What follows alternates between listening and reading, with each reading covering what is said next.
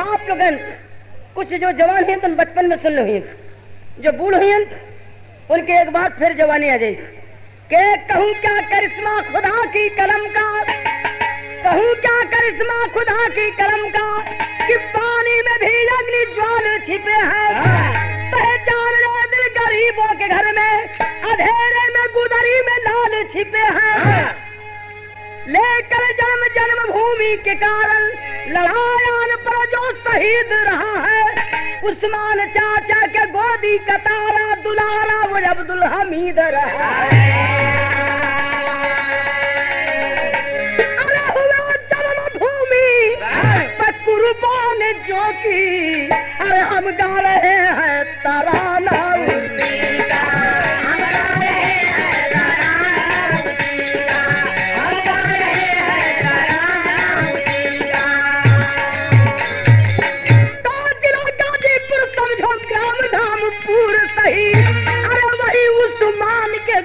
में जन्म नूर सही। पिता गरीब करते कपड़े की सिलाई को, अरे हाय बेटा न कर पाया अच्छी पढ़ाई को, चला बनारस को संगी साथी दो चार लिए, हुआ तेना में भर्ती घर पर अपने तार लिए, हुआ तेना में भर्ती घर पर अपने तार लिए, हुआ तेना में भर्ती घर पर अपने तार लिए। अरे बलिदान जो, अरे बलिदान जो कर गया है खुशी का, हम गा रहे हैं तराना उसी का, हम गा रहे हैं तराना उसी का, हम गा रहे हैं तराना उसी का।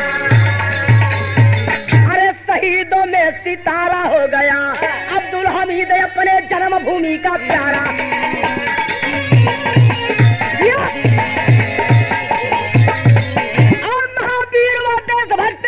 के अंदर स्थान किया, चीन लद्दाख और नेपाल में भी तूफान किया, और बबरवीर अब्दुल हमीद उस दम भी जंग मैदान किया, फंसा जाए 12 चीनी के बीच में भी ऐलान किया।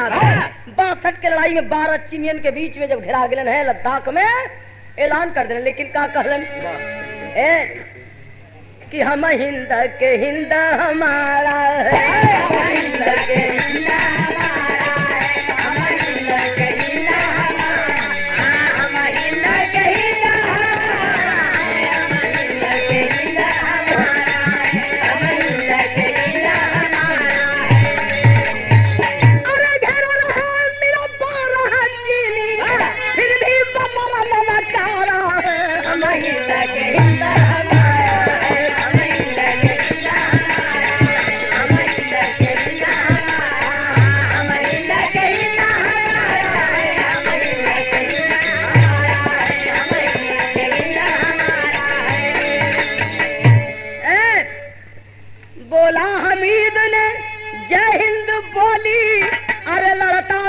चूंकि बंदूक गोली और लाशा गिरा दी सब दुश्मनों की, अब बंदूक से ही मारा है, हम हिंद के हिंद हमारा है।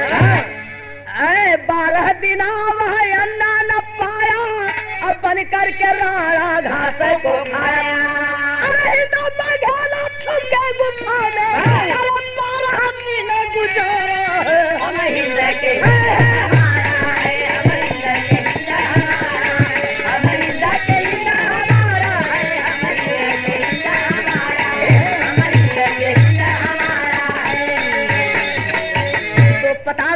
अब्दुल हमीद अपने दल में आया। अरे नैनमुद्दीन हो सभी साथियों से वहां मिलाया, शहीदों में सितारा हो गया। अरे गूंजा भारत में अब्दुल हमीद का नारा। भैया 12 रोज तक वही पहाड़ी के बीच फसल अलग, चारों तरफ घेराबंदी चीनियन के, लेकिन किसी तरह से वहां निकलन जब और निकल के पहुंचने अपने शिविर में, हिंदुस्तान के धरती पर जब पहुंचने हैं तो धक्का था कुछ एक हाथ में, मगर जवान को नहीं फिकर, दिव्य तरक्की मिली उसी दम बन गए हौलदार मेजर। ठर्राया हुआ यारी दल को। अब सन 65 की सुनो खबर, ताजी छुट्टी लेकर हमीद पहले आया अपने घर। 1 महीना अगर छुट्टी लेके अब्दुल हमीद घरेलन है, 62 लड़ाई खत्म भइले के बाद, और जब घरेलन है 1 महीना का छुट्टी लेके तो का भयल अरे अब्बा के चरण लागे प्रेम में नयनवा पागे कहे पिता धन बेटा तोहर जन्मवा जन्म तो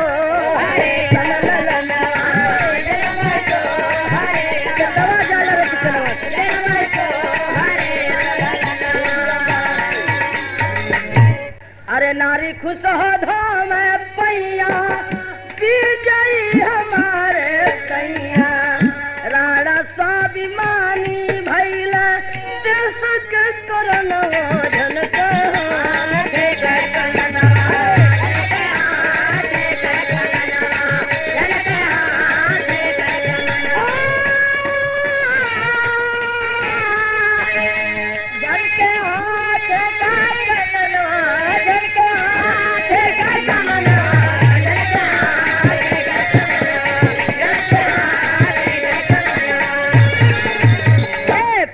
दिन छूटी बितल धामपुर तार आयल चढ़ के पाकिस्तानी आए तोहरे दुश्मनवा जल दिया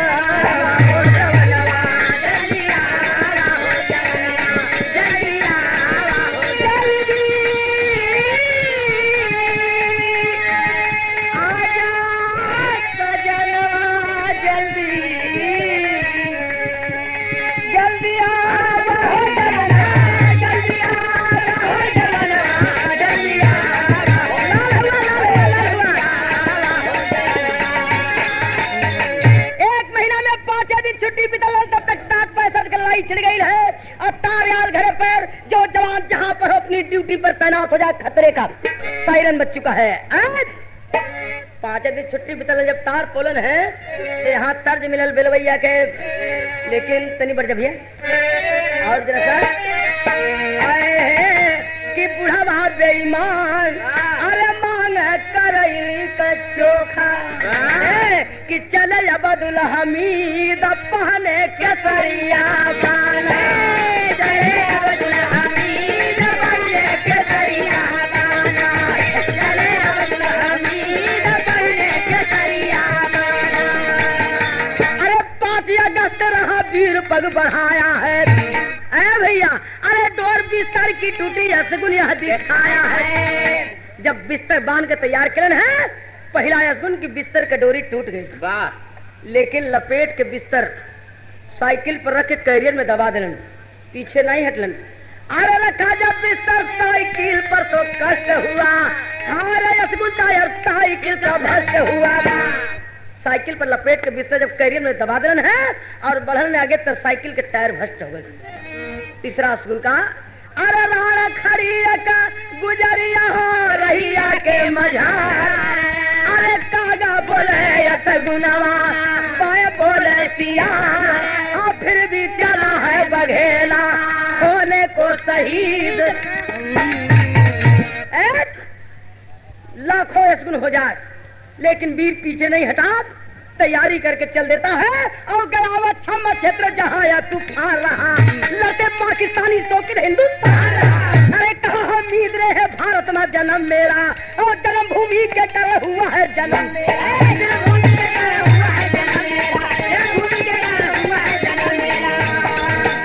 अरे क्या है प्रतिज्ञा छम्मा क्षेत्र पहुंचना है छम्मा क्षेत्र पहुंचना है और पहुंच करके माटी माथे लगा कहन की धरती माता याद रखना भूल नहीं कहा हमीद ने है भारत माँ धर्म मेरा जन्म भूमि के कारण हुआ है जन्म मेरा अरे किया है प्रतिज्ञा दिलावर हो जीवन हो तमाम अरे माता का कर्जा चुकाना बेटा का है काम केकर का काम हो कहलन हमीद कि अरे माता का कर्जा चुकाना बेटा का है काम अरे खूनों से जीवन बिताना वीरों की है ईद अरे वीरों की है ईद पहले के सरिया बाना वीरों की है ईद पहले के सरिया बाना वीरों की है ईद पहले के सरिया बाना। अरे ठीक है जीव पर हमले कर जाता हमीद बैरागी और तू कहो जिस्म भले भारत के भाव में पागी शहीदों में सीता हो गया। अरे कभी थरथरा उठी आसमां से ललकारा, शहीदों में सितारा हो गया। आसमां से ललकारा, शहीदों में सितारा, आज भी सदा हुई आसमां से ललकारा, शहीदों में सितारा हो गया। हद गोला फिट करके और जीप पर लेके चलन है, जब कैलन का सामने जब घेराबंदी देखलन है और पैटर्न टैंक देखलन है तो झुरमुट में छिप करके बैठा, झाड़ी में छिप गिलन और जीप एक तरफ रख दिलन है। झुरमुट में छिप करके बैठा, जीप रखा खाड़ी अंदर। अब जब आया है पहला टैंक सामने नष्ट कर दिया बबर। पाकिस्तान के पैटर्न टैंक पर बड़ा नाज रहल, पहला वीर हिंदुस्तान का अब्दुल हमीद पैटर्न टैंक के तोड़ के ध्वस्त करे वाला रहल। जब आया है पहला टैंक सामने नष्ट कर दिया बबर, छिप करके बैठे तबीर। अब टैंक नष्ट कर दी तू सर, तीसर। अब चाल समझा पाकिस्तानी, टैंक नष्ट हो गए तीसर। 3 टैंक बराबर तार तार जब मार के हाथ गोला से ए भैया ध्वस्त कर देलन है। चौथे पर निशाना बना के बैठलन।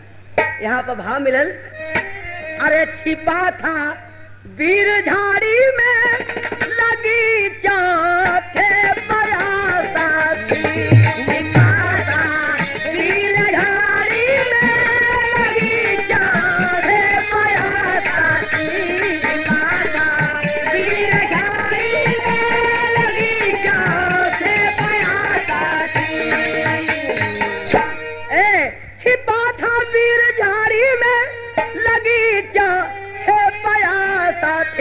रहा बम हाथ में उसके जवामर दी फुलावा थी। हाथ में उसके जवामर दी फुलावा थी। हाथ में उसके जवामर दी फुलावा थी। पता करते वहाँ पे मौज सैनी पाकिस्तानी भी, जहाँ छिप करके बैठा था दिलावर हिंदुस्तानी भी। देख हमीद को पीछे से गोली मारे तान के। अरे लगी जब दूसरी गोली गिराना, लगी जब दूसरी गोली गिराना, लगी जब दूसरी गोली गिराना।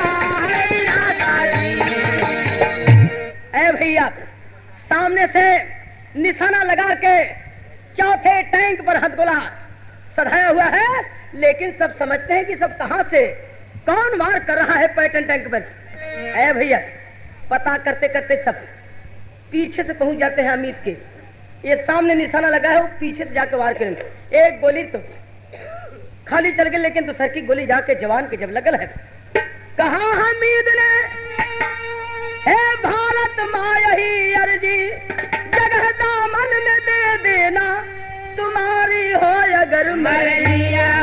अरे चुकाया वो अधिकार कर जा यही अंतिम बात।